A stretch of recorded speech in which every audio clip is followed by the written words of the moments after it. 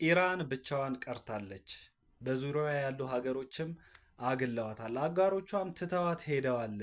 ብቻዋን ነች፣ በጣምም ተጎድታለች እያልን ነው እንግዲህ የአሜሪካው የመከላከያ ሚኒስቴር። እስኪ ፎሎ፣ ኮፒ ሊንክ፣ ሼር እያደረጋችሁ ይሄን ቪዲዮ ጀምሩ። ይሄንን የአሜሪካው የመከላከያ ሚኒስቴር ይናገር እንጂ ኢራን ሲጀምር ጦርነቱ እንዲያበቃም አትፈልግም ኢራን።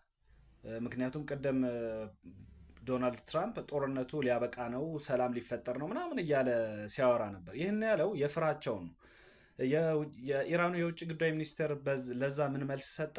ማ ሲፈቅድልህ ነው ጦርነቱ የሚቆመው? ሲጀምር እኔ በቃ ስል ነው ጦርነቱ የሚበቃው ብሎ ነው የመለሰለት የኢራኑ የውጭ ጉዳይ ሚኒስቴር ማለት ነው። ይሄንን መልስ ተከትሎ የአሜሪካው የመከላከያ ሚኒስቴር ምን አለ?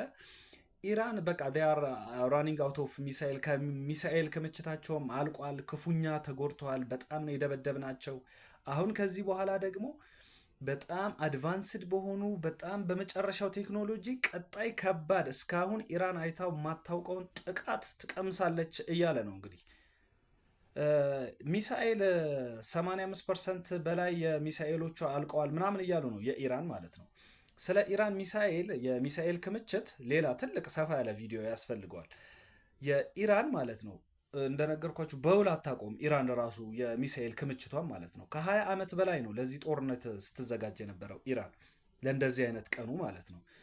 ኢራን ያላት የሚሳኤልና የባለስቲክ ሚሳኤል ክምችት መዓት፣ በጣም መዓት ከመሆኑ የተነሳ በዚሁ ሪትም አሜሪካንን ኢራንን ሳይቀር በዙሪያ ያሉትን የአሜሪካና የእስራኤል ቤዞችን ሁሉ እየደበደበች ብቻዋን ማለት ነው 6 ወር በላይ መቀጠል ትችላለች ይህን ጦርነት። ኢማጂን እንግዲህ ምን ያህል ክምችት እንዳላት። እንግዲህ አሁን እየሰማን ያለ ነው የአሜሪካንን ወሬ ነው። እንደዚህ አድርጋለች፣ እንዲህ ተጎድታለች፣ በዚህ ወጥቶ በዚህ ገብቶ እያየን ያለ ነው። ሌላ ጭራሽ እንኳን እጅ ስጪ ኢራን ምንድን ነው ያለችው? ምንም አይነት ሰላማዊ ድርድርም ከአሜሪካ ጋር ማድረግ አንፈልግም ነው ያሉት። ጭራሽ የአንበሳውን ድርሻ አሁን እየያዘች ያለችው ኢራን ነች። ያው ሙያ በልብ ነው፣ እንደ አሜሪካ እንደ ትራምፕ እሪ አትልም፣ ግን ያላትንም ነገር ይዛ ለሚሰነዘሩባት ጥቃቶች ምላሽ እየሰጠች ብቻዋን እየተዋጋች ያለች ሀገር ነች ኢራን። በጣም በጣም የሚገርም ነው። ግን የአሜሪካንን የሚዲያ ብቻ መስማቱ ትክክል አይደለም። ኢራን እያስተናገደች እንዳለችው ጥቃትም እሷም በጣም እያጠቃች እንደሆነ መገንዘብ አለብን።